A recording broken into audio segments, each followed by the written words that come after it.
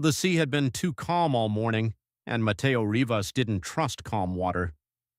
At 57, he had spent nearly his entire life fishing the outer edges of the Baja California Peninsula, where the Pacific could turn from glass to violence in less than an hour.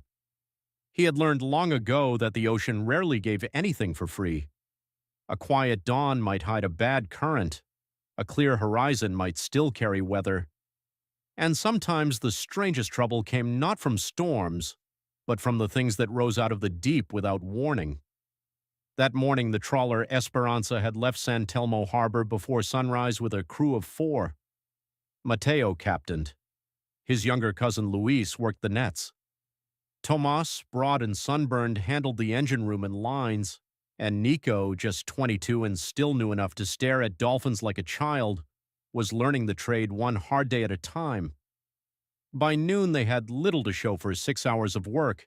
The nets were light. The bait schools had shifted farther north than expected. The men were tired, damp with spray, and irritated in the way only fishermen with poor luck and too much silence can be. Then Nico spotted the whale. "It's a calf," he shouted from the stern. Mateo looked up sharply. About 40 yards off the port side, a young whale surfaced in a burst of silver spray and dark wet skin. Not enormous like the grays that passed through in season, but big enough to make the boat feel suddenly smaller. The calf rolled, exhaled, and vanished beneath the water. Luis wiped his hands on his pants. Too young to be alone. Mateo was already scanning the horizon for the mother.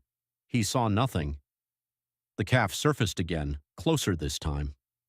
It circled the boat once, then came up near the stern, close enough that Nico could see the pale ridges along its jawline and the smooth, dark eye watching them from just above the water.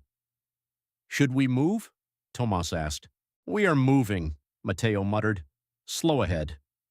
But when Tomas nudged the throttle, the calf followed. For the next 20 minutes, it stayed with them. At first, the crew found it amusing in the uneasy way sailors often handle things they don't understand. Nico laughed when the calf bobbed near the stern and sprayed mist over the transom. Luis called it a curious fool. Even Mateo, though wary, said little. Young whales could be playful. They approached boats sometimes, especially if separated briefly from adults. But this one did not behave like a playful animal. It did not breach for show. It did not slap its tail. It did not weave away and back in loose curiosity. It stayed near the hull, close, constant, insistent. Whenever the Esperanza moved, the calf moved with it. When the engine slowed, the whale surfaced beside them, breathing fast. Twice it nudged the boat with the front of its head, not hard enough to damage anything, just enough to be felt through the deck. Nico crouched by the rail. "Maybe it likes us." Mateo's expression hardened. Whales do not like fishing boats. The calf surfaced again, so near that all 4 men stepped back instinctively, and then they saw the marks. There were raw lines across one side of its body, fresh abrasions, not propeller cuts, but something else. Long, angry grooves running from behind the fin toward the tail. Luis leaned farther over the rail. "Net marks." Mateo felt a cold heaviness settle into his stomach. Fishing gear, rope, entanglement. The calf rolled slightly in the water and let out a sound none of them had expected, not loud, not dramatic, but a thin, strained cry that seemed far too small for the size of the animal. Then it disappeared again.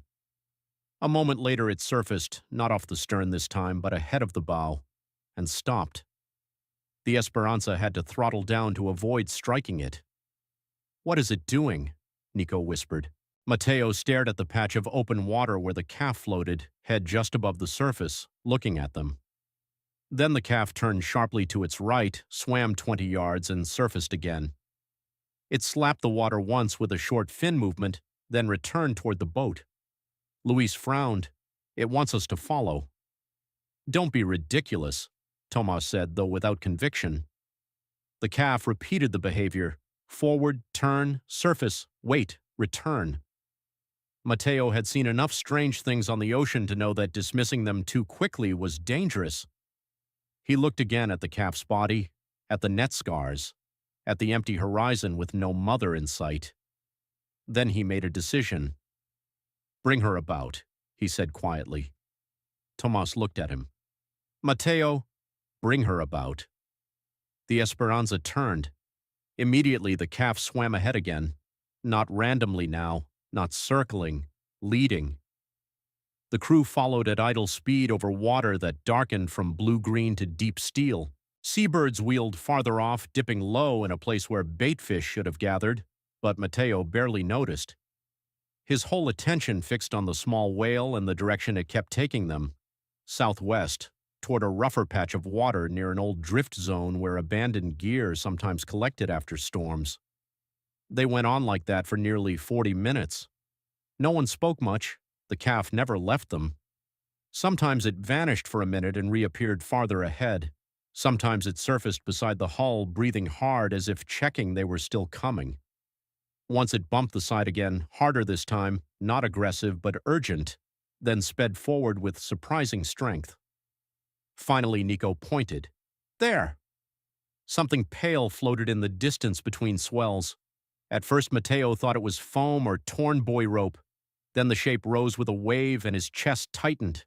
A whale, much larger, motionless except for the lift of the sea. As they drew closer, the truth became awful. An adult female whale was tangled in a snarl of illegal drift net, heavy rope, and plastic float line. The mesh had wound around her pectoral fin, across her back, and deep around the narrow place behind her head. One float buoy had lodged against her flank, keeping part of the gear taut whenever she moved. The more she struggled, the tighter the net drew. Fresh blood streaked the water around the rope burns. Barnacles on the line suggested some of it had been adrift for weeks before catching her, and she was alive, barely. Her blowhole opened in ragged intervals. One eye showed above water, half-lidded and glazed with exhaustion. Each breath seemed to cost her something terrible. Nico swore under his breath. Luis took off his cap. Madre de Dios. The calf swam straight to the mother's head and pressed against her jaw. Mateo stood frozen for one heartbeat, then came back to himself all at once. "Knives," he snapped.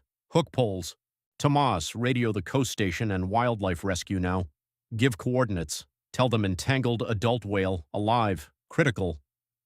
Tomas was already moving. They all knew the risks. A trapped whale could drown, thrash, crush a small vessel, drag a man overboard, or sink under suddenly with someone tangled in the rescue line. But they also knew what would happen if they did nothing. Mateo gripped the rail and looked down at the calf, which stayed beside the mother, then turned its eye up toward the boat again. Hours later, Nico would say that was the moment he understood. The calf had never been bothering them. It had been begging. The first rescue boat would take too long to arrive. The nearest official disentanglement team was over an hour away, even in good conditions. By then, the mother could be dead. Mateo knew it, Luis knew it, Tomas knew it. So they began. They worked carefully, terrified of making things worse. Luis and Nico used long gaff poles with the hooks dulled and wrapped so they could lift sections of net without stabbing flesh. Mateo maneuvered the Esperanza in tiny arcs, keeping the prop clear and the hull out of reach of the whale's tail. Tomas cut one drifting line with a deck knife lashed to a boat hook, severing the first loop that bound the fin. The whale convulsed. Water exploded upward. The Esperanza rocked hard enough to throw Nico to one knee. "Back!" Mateo shouted. But the whale did not strike again. She only rolled partly, exposing the rope bites deeper along her shoulder. The calf cried out and pressed itself against her side. "Again," Mateo said, voice tight. They made 3 more cuts from the boat, each one freeing more drag from the floating mass. But the worst section lay wound too close to the mother's neck and blowhole. No angle from the deck could reach it cleanly. Luis looked at the knife in his hand, then at Mateo. "No. It has to be done. No." But Luis was already stripping off his outer shirt. Mateo grabbed his arm. "If she dives, you die." Luis met his eyes. "If that line stays there, she dies." For 1 second, the sea, the boat, the calf, all of it seemed to narrow to that decision. Then Mateo swore once, low and furious, and nodded.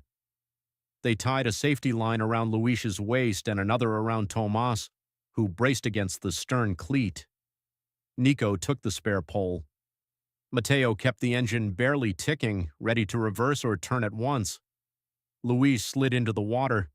The calf surged toward him immediately, and for one terrible instant, everyone thought the rescue had become a disaster.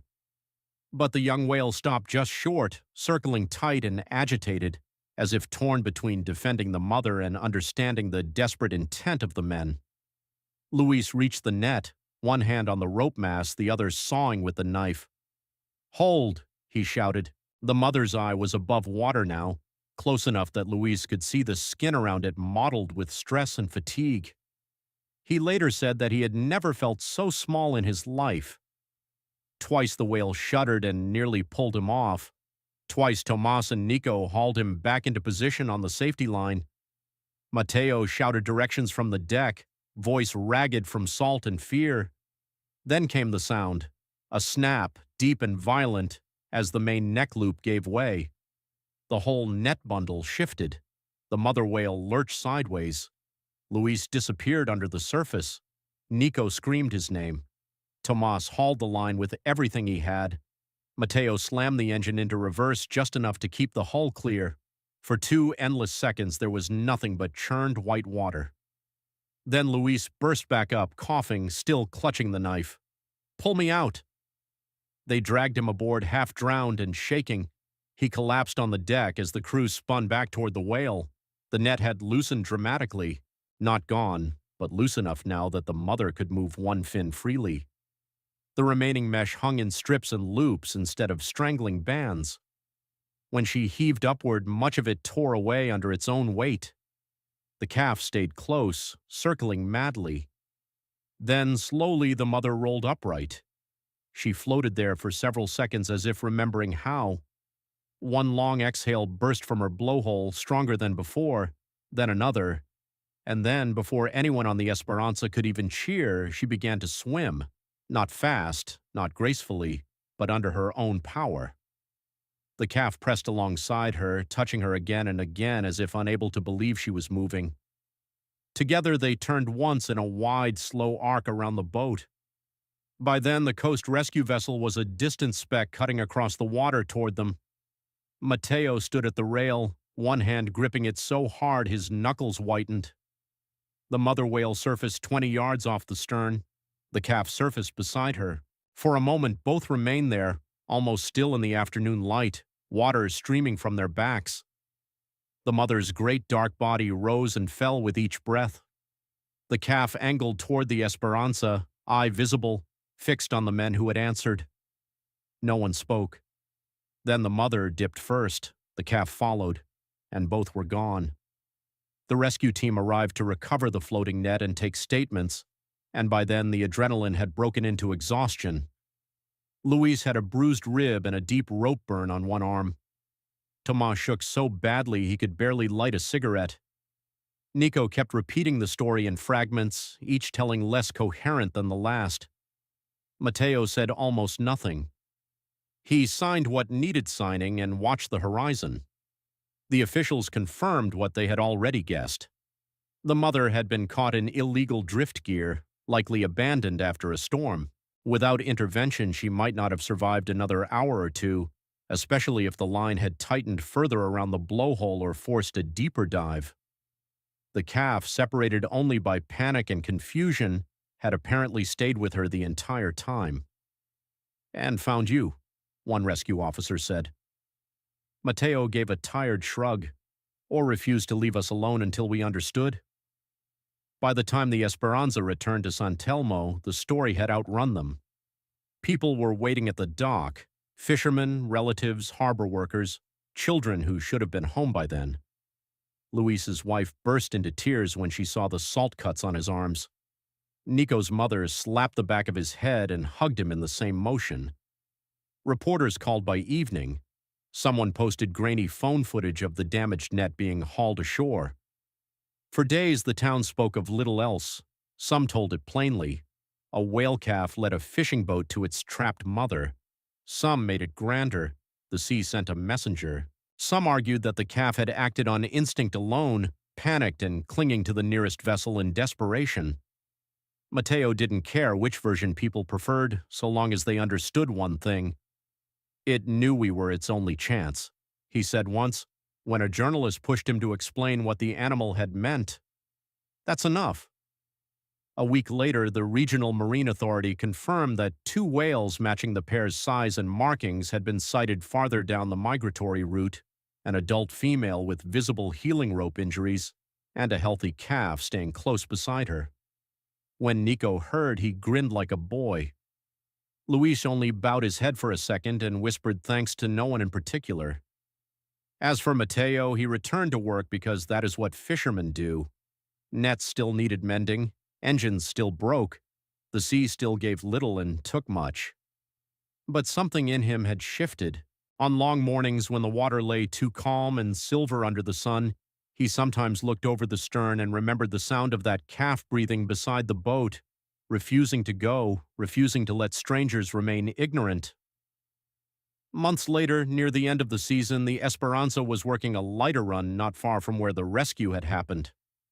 The day was clean and bright, and the ocean rolled in slow blue swells under a cloudless sky. Tomas saw them first. 2 blows on the horizon, then the arch of a large back, then a smaller one. The whales did not come close. They surfaced perhaps 100 yards off the port side, traveling northwest with the tide. But one of them, the smaller one, broke formation and angled nearer for a single pass. Matteo stepped to the rail. The calf, larger now but still unmistakably young, surfaced once alongside the boat's distant line of travel. It did not linger. It did not circle. It simply rose, breathed, and vanished again into the bright water before rejoining the mother. No one on the Esperanza said much afterward. They didn't need to. Out on the open sea, where explanations often mattered less than witness, it was enough to know that once, on a bad fishing day, a baby whale had refused to leave a boat alone until 4 men followed it into someone else's pain. And because they did, 2 lives went back to the ocean instead of sinking beneath it.